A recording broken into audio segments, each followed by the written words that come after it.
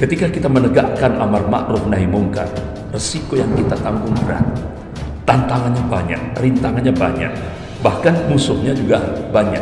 Makanya seorang ulama di Indonesia memberikan statement, bisa jadi umat Islam Indonesia seperti Andalusia. Bismillahirrahmanirrahim. Rindu surga.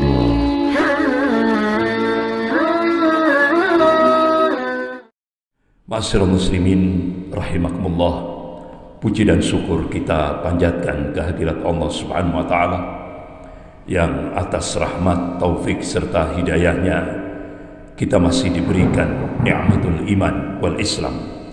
Semoga Allah Subhanahu wa taala senantiasa membimbing kita ke jalan yang lurus, yaitu jalan Shiratal Mustaqim. Dan semoga Allah Subhanahu wa taala senantiasa memberkahi dan merahmati kehidupan kita sampai kita menghadap kehadirat Allah penuh dengan ridho dan ampunannya. Amin ya rabbal alamin.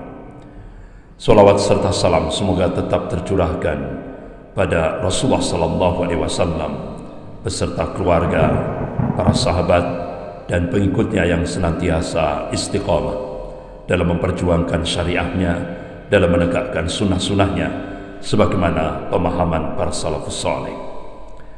Ma'asyiral muslimin rahimakumullah, Rasulullah sallallahu alaihi wasallam memberikan perintah kepada umatnya. Qala Rasulullah sallallahu alaihi wasallam, "Bali'tamiru bil ma'ruf wa tanhauna 'anil munkar hatta idza ra'aitum suhan muta'an wa huwan mutabbi'an wa dunya mu'tharatan wa izaba kulli dhi ra'yin bi ra'yihi fa alayka ya'ni bi nafsik wa da'ankal awwam fa inna min waraikum ayyam as-sabr as-sabru fihi mithlu qaddi 'alal jamri lil amili fihim ajru 50 rajulan ya'maluna mithla 'amalihi." Ya Rasulullah, ajru 50 minhum? La, ajru 50 minkum. Hadis sahih rawahu Abu Dawud. Rasulullah sallallahu alaihi wasallam memerintahkan pada umatnya, balik tamiru bil ma'ruf wa tanhauna 'anil munkar. Bahkan kalian harus tetap mengajak untuk berbuat yang ma'ruf, berbuat yang baik dan mencegah dari yang mungkar. Hatta idza ra'aitum suhan muta'an, hingga kebakhilan itu sudah ditaati. Bahkan kalau kita lihat dalam realitas kehidupan kita, itu sudah jadi fenomena di tengah masyarakat kita. Wahwan mutabbi'an, ahwa, hawa nafsu sudah diikuti, dan itu juga sudah jadi fenomena di tengah masyarakat kita. Wa dunya mu'tharatan, kehidupan dunia lebih diutamakan daripada kehidupan akhirat, dan itu sudah menjadi fenomena di tengah masyarakat kita. Wa izaba kulli ra'yin bi ra'yihi, manusia sudah lebih banyak membanggakan ra'yunya, akalnya, pendapat-pendapatnya daripada ayat-ayat Allah dan sunnah Rasulnya, dan itu sudah jadi fenomena di tengah masyarakat kita. Kalau sudah empat fenomena itu sudah muncul di tengah-tengah masyarakat kita, Rasulullah sallallahu alaihi wasallam memberikan perintah kepada umatnya, fa'alika ya'ni bi nafsik, perhatikan diri kalian, perhatikan diri kalian. Wada'ankal awam, jauhi kebanyakan orang. Maknanya jangan sampai kita larut pada 4 fenomena yang tadi dikhabarkan oleh Rasulullah. 4 fenomena itu jangan sampai kita larut atau mengikut larut dalam kehidupan 4 fenomena itu. Rasulullah mengabarkan, as-sabru fihi mithlu qaddi 'alal jamri, artinya manakala kita sabar, kita tetap istiqamah mentauhidkan Allah, ittiba kepada sunnah Rasulullah sallallahu alaihi wasallam, dan tetap kita menegakkan amar ma'ruf nahi mungkar. Kita mengajak manusia untuk berbuat yang baik dan mencegah dari yang mungkar. Rasulullah sallallahu alaihi wasallam mengabarkan, kalau itu kita sanggup hidup seperti itu, Rasulullah mengabarkan kondisi hidup kita itu seperti al-qabidu 'alal jamri, bagaikan memegang bara api. Artinya ketika kita menegakkan amar ma'ruf nahi mungkar, resiko yang kita tanggung berat, tantangannya banyak, rintangannya banyak, bahkan musuhnya juga banyak.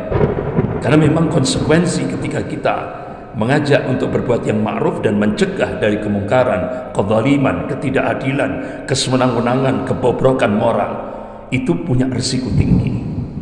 Tapi manakala kita tetap istiqamah, kita tetap mengajak untuk berbuat yang ma'ruf dan mencegah dari yang mungkar, Rasulullah mengabarkan, Rasulullah memberikan busra, berita gembira, lil amili fihim ajr 50 rajulan ya'maluna mithla amalihi. Kalian akan mendapatkan pahala sebanyak 50 orang yang beramal semisalnya. Sahabat bertanya, ya Rasulullah, ajr 50 minhum, apakah yang kau maksudkan itu dari kalangan mereka? Tidak, tidak, kata Rasulullah. Ajr 50 minkum, dari kalian. Artinya, ketika kita tetap istiqamah mentauhidkan Allah dalam segala aspek kehidupan ini, kita ittiba pada sunnah Rasulullah SAW, kita tetap tegakkan amar ma'ruf nahi mungkar, Rasulullah mengabarkan nilai pahalanya itu seperti 50 amalan sahabat Rasulullah SAW. Masya Allah, luar biasa. Dan hadis ini banyak digunakan, artinya banyak dijadikan bahan diskusi oleh ulama-ulama hadis. Kenapa? Karena nilai pahalanya kan luar biasa. Seperti 50 amalan sahabat ketika kita menegakkan amar ma'ruf nahi munkar. Padahal bapak-bapak, ibu-ibu, saudara-saudara yang dirahmati Allah, Rasulullah mengingatkan, qala Rasulullah sallallahu alaihi wasallam, khairun nas qarni, thumma alladziina yalunahum, thumma alladziina yalunahum. Sebaik-baik manusia itu kan pada masaku, kata Rasulullah, yaitu sahabat. Thumma alladziina yalunahum, kemudian sesudahnya tabi'in. Thumma alladziina yalunahum, kemudian sesudahnya tabi'ut tabi'in. Ini sebaik-baik umat. Tapi pertanyaannya, kenapa dalam hadis itu justru pahalanya lebih besar ketika umat akhir zaman seperti kita ini, ketika kita tetap istiqamah mentauhidkan Allah, ittiba kepada Rasulullah SAW, kemudian kita tetap menegakkan amar ma'ruf nahi munkar, itu nilai pahalanya seperti 50 amalan sahabat Rasulullah SAW. Akhirnya ulama-ulama hadis menemukan jawabannya. Kenapa kok nilai pahalanya lebih besar?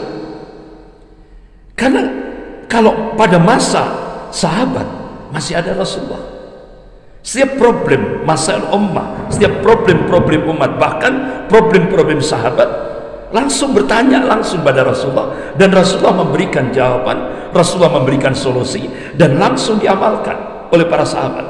Sementara umat akhir zaman, Rasulullah sudah wafat, modalnya cuma iman. Makanya kenapa nilai pahalanya lebih besar? Nah, itulah jawaban dari kajian ulama-ulama hadis. Makanya ketika kita tetap istiqamah, itu nilai pahalanya luar biasa. Akan tapi satu sisi Rasulullah SAW mengingatkan pada umatnya. Qala Rasulullah SAW, inna Allah yaqul lakum rubil ma'ruf wa nahawna 'anil munkar qabla an tuta'ala ujibu lakum wa tas'aluni fala u'tikum fala ansurukum. Hai manusia, sesungguhnya Allah menyuruh kepada mengajak manusia untuk berbuat yang ma'ruf dan cegah dari yang mungkar, supaya jangan sampai terjadi satu masa di mana kalian berdoa kepada Allah, Allah sudah tidak lagi mendengarkan doa-doa kalian. Di mana kalian mohon pertolongan kepada Allah, Allah sudah tidak lagi merespon permohonan kalian. Masa itu bisa terjadi, waktu itu bisa terjadi, di mana doa-doa kita sudah tidak lagi didengar oleh Allah, permohonan kita sudah tidak lagi direspon oleh Allah. Itu bisa terjadi bukan lantaran kita meninggalkan sholat, bukan lantaran kita meninggalkan saum puasa, bukan. Tapi masa itu di mana doa-doa kita sudah tidak ada lagi didengar oleh Allah, permohonan kita sudah tidak direspon oleh Allah. Itu bisa terjadi manakala kita meninggalkan posisi duniawi kita sebagai pengemban amar ma'ruf nahi mungkar. Jadi kalau kita sudah cuek, masa bodoh terhadap munculnya kemungkaran, kemaksiatan, kezaliman, ketidakadilan, kesewenang-wenangan, kebobrokan moral, itu sudah muncul. Sebagai contoh, itu muncul ketika lingkup kecil keluarga, ketika suaminya melakukan pelanggaran agama, ketika istrinya melakukan pelanggaran agama, ketika anak-anaknya melakukan pelanggaran agama, diam 1000 bahasa, cuek, masa bodoh. Nah, saat itulah doa-doa kita tidak lagi didengar oleh Allah Subhanahu wa taala. Permohonan kita tidak akan direspon oleh Allah Subhanahu wa taala. Sampai Rasulullah dalam tataran teknis, Rasulullah sampai juknisnya Rasulullah memberikan contoh. Qala Rasulullah sallallahu alaihi wasallam, "Man ra'a minkum munkaran falyughayyir bi yadihi, fa illam yastati fa bi lisani, fa illam yastati fa bi qalbi, wa dzalika ad'aful iman." Hadis sahih riwayat Muslim. Man ra'a minkum munkaran falyughayyir bi yadihi, fa illam yastati fa bi lisani, fa illam yastati fa bi qalbi, wa dzalika ad'aful iman. Jadi kalau ada kemungkaran di depan kamu, rubahlah dengan tanganmu. Ini bisa dimaknai dengan kekuasaanmu, jabatanmu, kedudukanmu, pangkatmu. Kalau tidak mampu, bil lisan, dengan lisan-lisan. Kalau tidak mampu, terakhir ad-du'a, doa, munajat kepada Allah. Dan itu kata Rasulullah selemah-lemahnya iman. Masyaallah muslimin rahimakumullah. Sebagai contoh konkret kita lihat dalam kehidupan berbangsa dan bernegara, kita bisa ingat contoh konkret ini. Ketika seorang muslim yang taat mendapatkan amanah, ini contoh konkret seperti yang dulu pernah saya sampaikan di masjid ini, yaitu ketika Gubernur Anies Baswedan dan Wakil Gubernurnya Sandiaga Uno dapat amanah menjabat sebagai gubernur. Apa?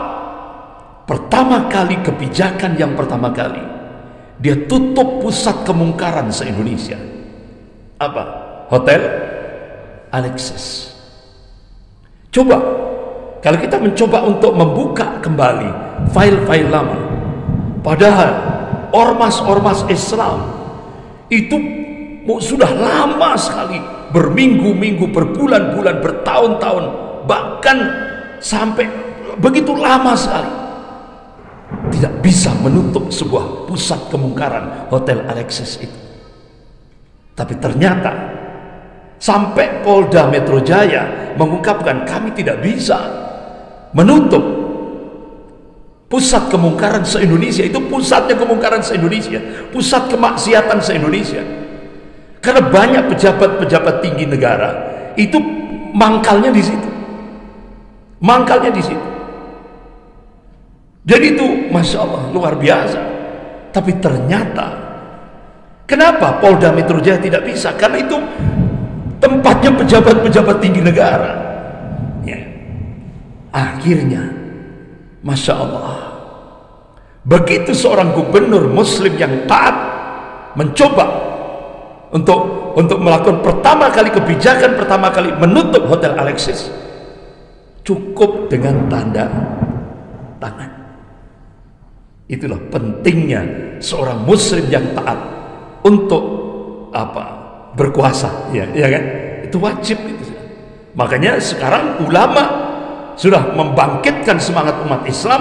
Wajib umat Islam untuk memegang, berperan dalam dunia, dalam aspek siasa politik, mulai dari jabatan RT, RW sampai desa, kecamatan, ya kan, kota, kabupaten, bahkan sampai tingkat gubernur, sampai tingkat presiden. Wajib umat Islam, jangan sampai umat Islam cuek, masa bodoh terhadap masalah siasa. Kenapa? Agama dan politik itu tidak bisa dipisahkan. Kenapa? Menurut perspektif Islam, kalau agama dipisahkan dengan politik, otomatis itu sama saja menjauhkan umat Islam dari Al-Quran dan As-Sunnah. Kenapa?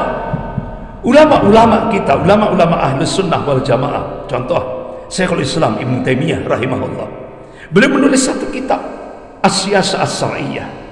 Bahkan kitab yang ditulis oleh Syekhul Islam Ibnu Taimiyah rahimahullah disyarah oleh Syekh Muhammad Al-Utsaimin rahimahullah. Beliau adalah kibar ulama Saudiyah dan Imam Masjidil Haram. Ya. Beliau mensyarah kitab itu. Sampai sekarang di toko-toko buku Islam, kitab yang ditulis oleh Syekh Muhammad Al-Utsaimin, syarahnya kitab Siyasah As-Syar'iyyah yang ditulis oleh Syekhul Islam Ibnu Taimiyah sudah diterjemahkan dalam bahasa Indonesia, judulnya Politik Islam. Bahkan Al-Imam Mawardi rahimahullah menulis kitab Al-Ahkamus Sultaniyah. Itu artinya maknanya undang-undang, aturan-aturan menurut syariat dalam rangka menyelenggarakan penyelenggaraan sebuah negara. Jadi ulama-ulama betul-betul memberikan perhatian ya.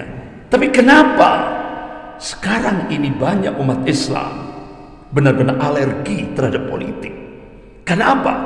Yaitulah karena kita benar-benar terkena satu aspek psikologis dari penjajahan selama 350 tahun. Sehingga umat Islam benar-benar ya istilahnya dia a priori terhadap politik. Sehingga ketika umat Islam a priori terhadap politik, apa yang terjadi? Akhirnya kita dipimpin oleh orang-orang yang anti terhadap Islam. Itu. Dan kalau kita membuka kembali sejarah, apa yang terjadi di Andalusia? Coba kita lihat. Umat Islam bangun Al-Hadrah Islamiyah 800 tahun. Bisa hancur ketika umat Islam sudah cuek terhadap politik, masa bodoh terhadap politik. Bapak-bapak, ibu-ibu yang dirahmati Allah, memang ini politik yang saya maksudkan bukan politik praktis, tapi high politik, yaitu amar ma'ruf nahi mungkar, itu high politik. Makanya masyaallah muslimin rahimakumullah, ketika umat Islam berperan dalam amar ma'ruf nahi mungkar, masya Allah. Kenapa? Ada memang orang yang sudah konsisten pada concern pada masalah-masalah terhadap siasa ini, memang harus orang yang ahlinya. Kenapa? Kalau bukan ahlinya, fantadiri saat, maka tunggu kehancurannya. Jadi makanya bapak-bapak, ibu-ibu yang dirahmati Allah, kembali lagi umat Islam benar-benar jangan buta politik. Kalau umat Islam buta politik, kita akan digilas oleh politik itu sendiri. Contoh konkretnya Andalusia, habis umat Islam. Dari jumlah 8 juta umat Islam di Andalusia, astagfirullah, ketika umat Islam sudah benar-benar cuek terhadap masalah-masalah politik, akhirnya kekuatan kufar menguasainya. Sehingga akhirnya umat Islam diberikan 2 opsi. Opsi pertama, murtad. Opsi kedua, mati. Sehingga dari 8 juta umat Islam yang mayoritas di Andalusia itu, 300.000 kurang lebih itu memilih opsi murtad. 7.700.000 memilih opsi mati. Sehingga akhirnya padahal Andalusia itu barometer Al-Hadrah Islamiyah, peradaban Islam yang itu jadi barometer dunia. Sementara Eropa pada saat itu gelap, tertinggal dan miskin. Umat Islam benar-benar punya peradaban yang cukup luar biasa. Puncak sains dan teknologi dikuasai oleh umat Islam. Tapi ketika umat Islam sudah cuek, masa bodoh terhadap siasat, terhadap politik, akhirnya yang terjadi seperti itu. Akhirnya 7.700.000 umat Islam yang memilih opsi mati, dia berduyun-duyun menuju goelitin. Goelitin itu apa? Alat pemenggal kepala. Yang 300.000 tetap dipantau, ternyata dia masih sholat padahal sudah murtad. Dia sudah berikrar murtad, tapi ternyata setelah diteliti dia masih sholat di rumahnya masing-masing. Akhirnya 300.000 umat Islam yang pilih opsi murtad itu diusir dari Andalusia. Sampai hari ini cucu-cucu dan cicit-cicitnya masih ada. Di mana? Di kawasan, yaitu kawasan Maroko dan Tunisia, Maroko dan beberapa di kawasan itu. Inilah makanya seorang ulama di Indonesia memberikan statement, bisa jadi umat Islam Indonesia seperti Andalusia manakala umat Islam cuek, masa bodoh terhadap masalah yang prinsip, yaitu yang sering kita kenal sekarang ini. Jangan sampai umat Islam buta terhadap politik. Bapak-bapak, ibu-ibu yang dirahmati Allah, inilah aplikasi amar ma'ruf nahi munkar. Mudah-mudahan Allah Subhanahu wa taala senantiasa memberikan keistiqomahan kepada kita semuanya. Mudah-mudahan Allah menjadikan kita semuanya menjadi ansarullah, penolong-penolong agama Allah. Sampai kita menghadap Allah, mudah-mudahan kita diberikan akhir yang husnul khatimah. Bismillahirrahmanirrahim. Rindu surga.